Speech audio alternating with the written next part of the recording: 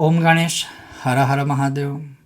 હવે આપણે ભગવાનને પ્રસાદ અર્પણ કરવો હોય તો શું કરવું અને શું સત્યનારાયણ ભગવાનને ખાલી 5 જ પ્રકારના પ્રસાદ અર્પણ કરાય, એટલે ખાસ કરીને 5 નંગ ફ્રૂટની વાત છે અહીંયા.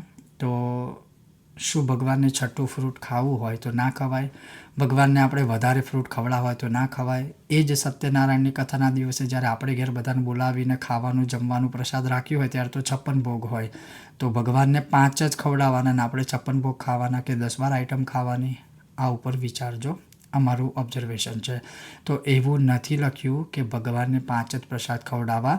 આ હું ઉદાહરણ આપું છું. આ એક પ્રશ્નાર્થ જ્યારે સત્યનારાયણ કથા ઉપર આપણે શૃંખલા કરીશું ત્યારે બહુ વિસ્તારથી આની પર ચર્ચા અને સત્સંગ કરીશું. પણ આજે આનાથી સંબંધિત જ એક વિષય છે, એટલે મેં તમને એક સંક્ષિપ્ત ભાષામાં ઘણું બધું કહી દીધું છે.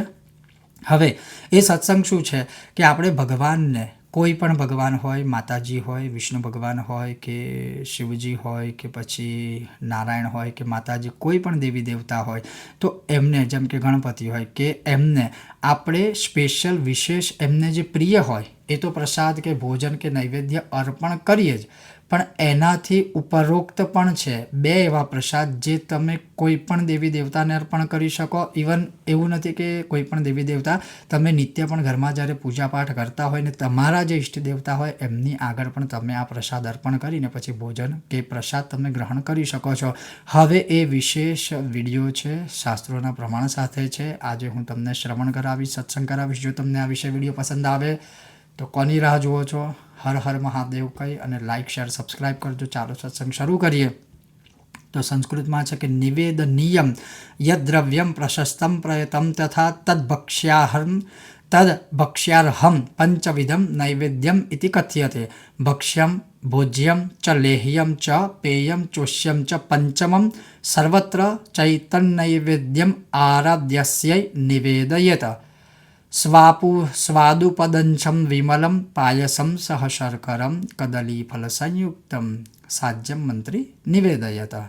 હવે આને ગુજરાતીમાં શ્રવણ કરો કે ભગવાનને અર્પણ કરવા યોગ્ય, ભગવાનને પ્રિય વિશેષ જે નૈવેદ્ય હોય એ તો ભગવાનને અર્પણ કરવું જ, ધરાવવું. જેમ કે ગણપતિ દાદાને લાડવા હોય પ્રિય, પછી અંબે માતાની વાત કરીએ તો માતાજીને ખીર પ્રિય છે, લક્ષ્મી માતાની વાત કરીએ તો શ્રીખંડ અને ખીર છે. એ રીતે દરેક દેવી દેવતાના પ્રિય ભોજનો છે બધા. જેમ કે વિષ્ણુ ભગવાનની વાત કરીએ તો એમને પાયસ છે. પાયસને આપણે ગુજરાતીમાં બધાએ ખીર કરી દીધી, પણ પાયસ ને ખીર બંને અલગ વસ્તુ હોય, પણ એ રીતે ભગવાનને આ પ્રિય છે. એ જ રીતે જે પૂજા આપણે ઘરમાં રાખીએ, કે જે વ્રત કથા રાખીએ, કે જે યજ્ઞ રાખીએ અને એમાં જ્યારે વિશેષ આપણે જમવાની કે ભગવાનને થાળ ધરાવવાની કે ભોગ ધરાવવાની વાત આવે ત્યારે જે ભગવાનની પૂજા રાખી હોય ને એમને શું પ્રિય છે એ તો તમારે કમ્પલસરી ભગવાનને અર્પણ કરવું જ. પણ એની સાથે શું કહ્યું છે કે 5 પ્રકારના સ્વાદવાળા કે 5 પ્રકારથી જે ખાઈ શકાય એવા જે ભોજન હોય એ ભગવાનને અર્પણ કરવા. જેમ કે ભક્ષ્ય, બીજું ભોજ્ય, ત્રીજું લેહ્ય, ચોથું પેય અને 5મું ચોષ્ય. એટલે ઉદાહરણ તરીકે જે ભક્ષણ કરવા જેવું હોય, ખાવા જેવું હોય, ચાવવા જેવું હોય એ ભોજન છે. પછી જે ચૂસવા જેવું ભોજન હોય એ છે. પછી પેય એટલે જે પીવા જેવું લિક્વિડ હોય એ હોય. એટલે તમે આમ જોવા જાઓ તો આપણી જે કંઈ પણ સાદી ગુજરાતી થાળી કે જે કંઈ પણ પ્રદેશમાં હોય અને એ પ્રકારે જે ભોજન બધા બનાવી અને ભગવાનને થાળ ધરાવે છે ત્યારે તમે નોટિસ કરજો એમાં ચાવવાની વસ્તુ પણ હશે, એમાં ચૂસવાની વસ્તુ પણ હશે, ભોજન સ્વરૂપે કહું છું અહીંયા. પછી એમાં પીવાની વસ્તુ પણ હશે, જેમ કે સ્વીટ હશે કે મીઠાઈ કંઈ પણ હશે. તો આ 5 પ્રકારના જે અલગ અલગ ભોજનના પ્રકાર છે એ 5 વસ્તુઓનો થાળ કે નૈવેદ્ય હંમેશા ભગવાનને અર્પણ કરવો, એનાથી ભગવાન બહુ રાજી થાય. પણ આગળ શું કહ્યું કે સ્વાદુપદંશમ વિમલમ પાયસમ સહ શર્કરમ કદલી ફલ સંયુક્તમ સાજ્યમ મંત્રી નિવેદયત. અર્થાત આ બધા ભોજનની ઉપરાંત જો તમે આ 2 વસ્તુ ધરાવો તો ભગવાન બહુ રાજી થાય. એક કેળું કદલી ફલ સંયુક્તમ, અને કેળાની સાથે પાયસમ સહ શર્કરમ, જેને આપણે ગુજરાતીમાં ખીર કહીએ છીએ. પાયસમ સહ શર્કરમ એટલે સાકરની સાથે જે સાકર નાખીને ખીર બનાવીએ, ટૂંકમાં એ ભાવ અહીંયા પ્રકટ કરેલો છે, એ સમજવો. તો આ વસ્તુ છે. અને ઘણીવાર મેં જોયું છે કે જ્યારે અમે યુપી સાઈડ કે કોઈ બિહારના હોય કે ખાસ કરીને અમુક હિન્દી ભાષીમાં જ્યારે અમે કથા કરીએ છીએ ત્યારે એ લોકો આ વસ્તુ કરે છે. જેમ કે ગુજરાતમાં શીરાની એક પ્રથા છે કે સોજીમાંથી શીરો બનાવે, તો એ ખોટું છે એવું નથી, હું તમને ઉદાહરણ આપું છું. તો એ લોકો શું કરતા હોય છે કે પંજરી, એ લોકો એને પંજરી કહેતા હોય છે. તો એ લોકો આપણી જેમ શીરો સોજીનો બનાવશે નહીં, એ લોકો પંજરી બનાવે છે એકદમ ઘીમાં શેકેલી હોય પણ લિક્વિડ ફોર્મમાં નહીં હોય કે આપણે શીરો કેવું ખાઈએ એ રીતની પંજરી હોય. અને પંજરીમાં એ લોકો શું કરે છે, કેળાના ટુકડા કાપી અને એની ઉપર મૂકે છે અને ઉપરથી જે દરેલી ખાળ હોય ને એ લોકો એમાં પધરાવે છે અને મિક્સ કરે.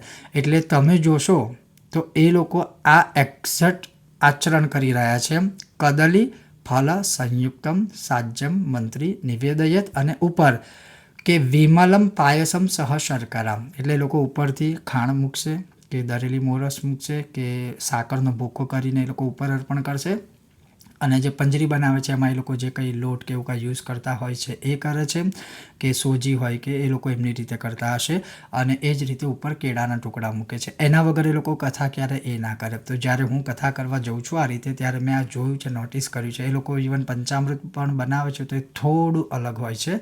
તો કહેવાનો અર્થ છે કે આવું દરેક રાજ્ય પ્રમાણે પ્રાંત પ્રમાણે હોય છે, પણ ક્યાંક તમે જોશો ને તો આ વસ્તુ મેચ થાય છે શાસ્ત્ર પ્રમાણે. એટલે ઘણી બધી વસ્તુ એવી હોય છે, પણ મૂળ વસ્તુ મારો ખાલી કહેવાનો તાત્પર્ય એટલો છે કે એવું નથી કે ભગવાનને આ વસ્તુ એટલે આ જ અર્પણ કરવી, એના સિવાય ના કરવી. આપણે આજે એ જ પ્રસંગમાં કથામાં જ આપણે દાળ ભાત રાખ્યા હોય તો ખાલી દાળ ભાત નથી ખાતા, અમે સાથે શાક હોય, પૂરી હોય કે લાડવા હોય કે ફૂલવડી હોય, એટલે દરેક પ્રકારના સ્વાદ આવી ગયા જે શાસ્ત્રમાં કહેલા છે. તો ભગવાનને પણ અર્પણ કરવું અને વિશેષ રૂપથી કેળાનું ફળ અને આ જે પંજરી કે ખીર પાયસમ સહશર્કરા એ અર્પણ કરવી, એનાથી ભગવાન બહુ રાજી થતા હોય છે. છતાં પણ આ વિશે જો તમારો કોઈ વિશેષ પ્રશ્ન હોય તો સત્સંગ સ્વરૂપે કોમેન્ટ બોક્સમાં પૂછી શકો છો. હું પ્રયત્ન કરીશ તમને એનો ઉત્તર આપવાનો. તો જરૂરથી પાછું આના જ સંદર્ભિત એક નવો વિડીયો બહુ જલ્દી આવશે કે ભગવાનને કેવા વાસણમાં નૈવેદ્ય એટલે આપણે ફળ ફળાદી કે પ્રસાદ અર્પણ કર્યું તો ભગવાન રાજી થઈ જાય. એ સત્સંગ જોવા માટે બનેલા રહો. ચાલો સત્સંગ કરીએ મારી સાથે. જો તમને આ સત્સંગ ગમ્યો હોય, પસંદ આવ્યો હોય તો લાઇક કરજો, શેર કરજો અને ચેનલ પર નવા હોય તો સબસ્ક્રાઈબ કરજો. ખૂબ જ જલ્દી પાછા મળીશું. ઓમ ગણેશ, હર હર મહાદેવ.